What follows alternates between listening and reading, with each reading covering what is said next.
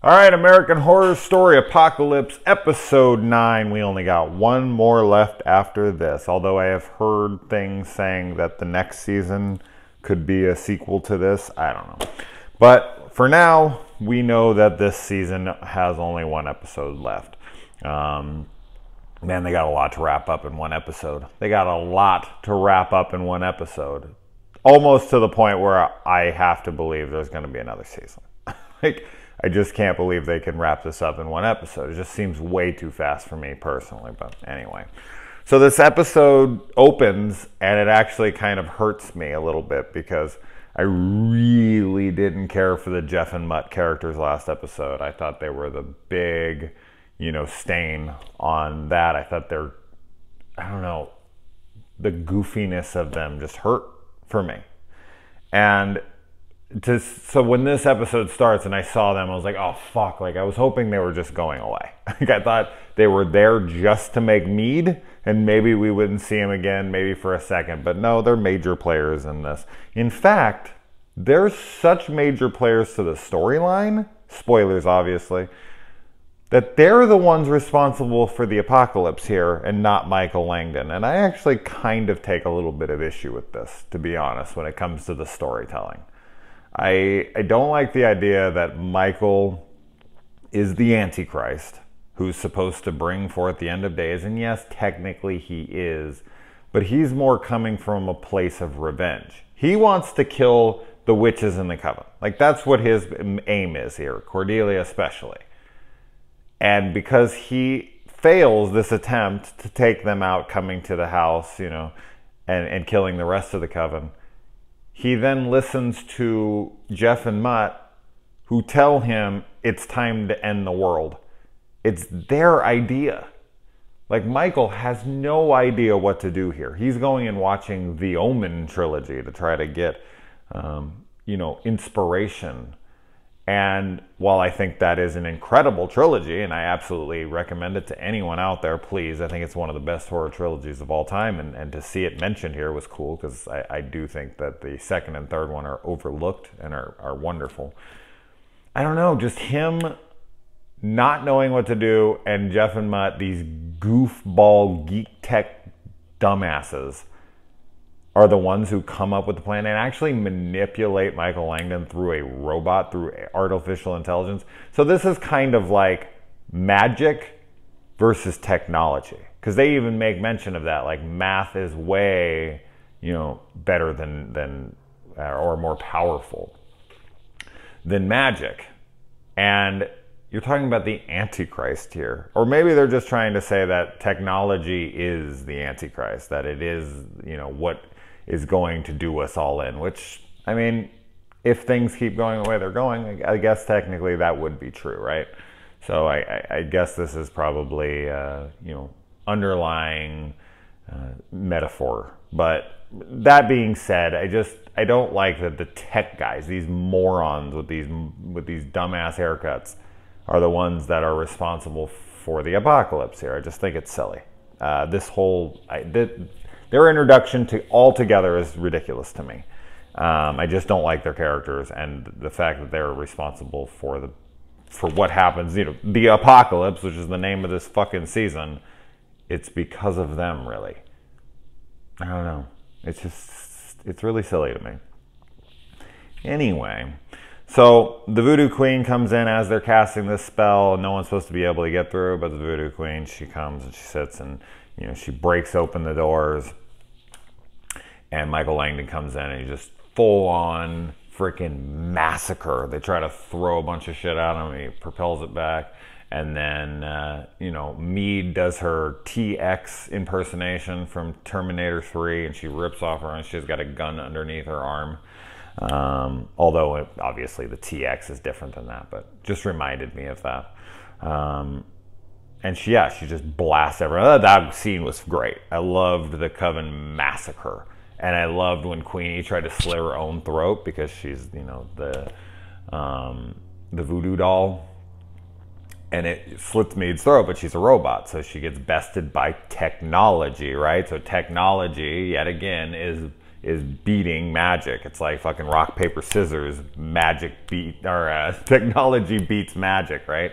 So I feel like, yeah, that's what is being said here. And that's fine. Maybe if it wasn't Jeff and Mutt, I would think it was cool. I'd be like, oh man, so they're basically saying technology, whatever. Like maybe, but these characters are so fucking stupid to me that them being responsible for it. But then again, maybe they're just the embodiment of man. Like man is just so stupid with its technology. Like even though it has this really powerful technology, the people in charge of it are morons. I don't know. Okay, I'm stretching here, but I'm not usually into theories and whatnot, but there you go. All 3 seconds of thought I put into that. Then we find out that the cooperative is actually the Illuminati, that they changed their name for freaking trademark issues, something silly. A lot of humor in these couple last episodes here. Yeah, Michael being able to completely, destroy souls, burn them to a crisp so that the people just don't exist anymore. Cordelia goes down there and she tries to resurrect her, fallen witches, her fallen sisters there. And she's just like, I feel nothing. There's nothing left of them. There's no ghosts. There's no nothing. And Madison comes forth and is like, oh, by the way, I forgot to mention. And it's like, yeah, they're just gone, right? But then they figure out that Mallory might be able to do something that they all have considered a myth. Time travel, which, now that they're bringing up time travel, I can only assume that she's going to go back in time to stop the apocalypse, which I think I had mentioned that was probably going to happen, that they were going to do some spell to undo the apocalypse. I want to say I said it a few episodes ago, or I'm just saying that to sound like I'm smart. I honestly don't remember. I swear I said it though, which makes sense. I would assume that's where they were going with this.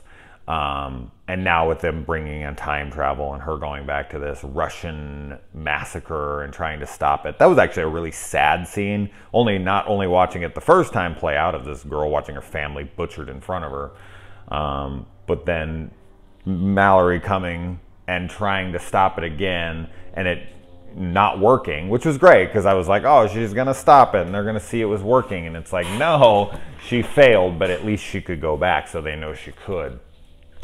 And she comes out and she's like bleeding from the eyes. It's like, and she jumps out of the tub and she's like, I have to go back. That's actually one of the best performances I've ever seen Billie Lourd give. She's usually just monotoned. She's kind of like me on some of my reviews when I'm just like not feeling it. And I'm just kind of like, bleh. Like that's how she normally acts. But this was like, intense emotion. And I actually thought she was pretty good in that moment. And she conveyed that feeling of like, failure and necessity to go back and try to save these people.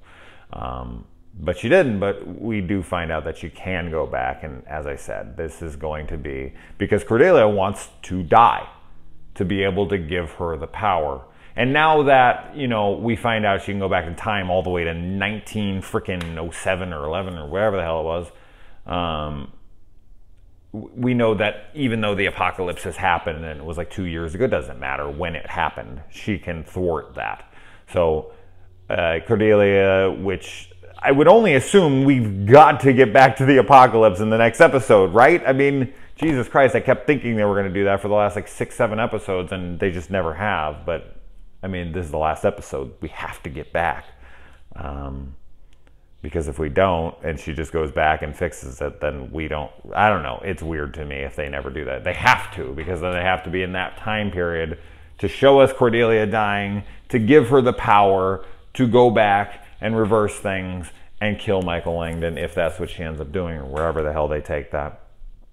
But they just absolutely have to. Unless, as I said, unless they're going and they're just going to announce at the end of this, like, this story will be continued next season. I don't know, but I would think they need to like actually give us a solid ending here and then maybe tax them on in the next season. And let's see here. I think I said. Oh, and then they go and they try to get the warlocks to help them, and their bodies are, cut up and arranged in a pentagram. And this reminded me weirdly, because I was watching this with this shirt on. This reminds me of the story of Coffin Rock, which we actually kind of get to see redone in Book of Shadows, Blair Witch 2. The bodies arranged in a little pentagram thing, just when they saw the bodies. There's more bodies and it's circled in, but it did remind me of Coffin Rock, so I just thought it was interesting because I was wearing a Blair Witch shirt.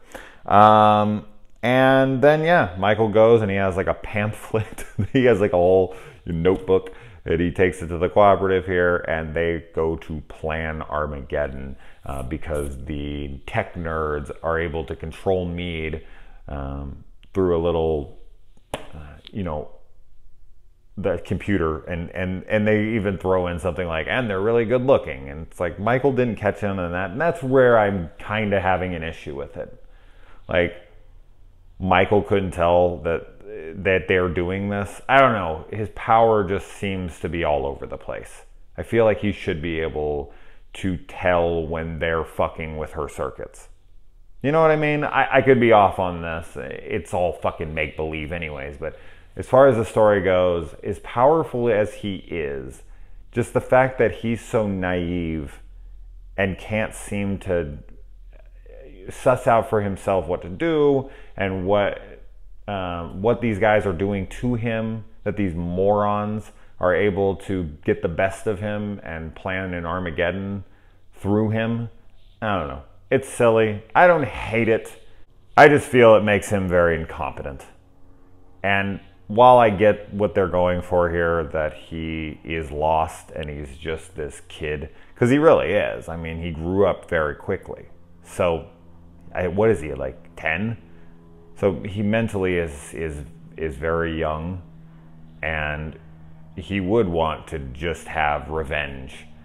Like, he doesn't have some grand scheme. Right now he's in grade school, and in grade school mentality, behavior is just about jealousy and revenge and all these silly childish emotions.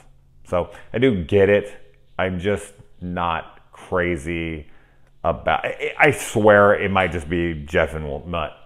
Honestly, I hate these characters. I really do, and I guess it's hurting the show for me. I really wish that they would have had better characters here, but that's just me bitching now at this point. So other than that, what do you guys think about this episode? What do you think is going to happen in the next episode? I do think that Cordelia will die. She'll pass it on. Mallory will become powerful. She'll go back in time. She'll stop the apocalypse.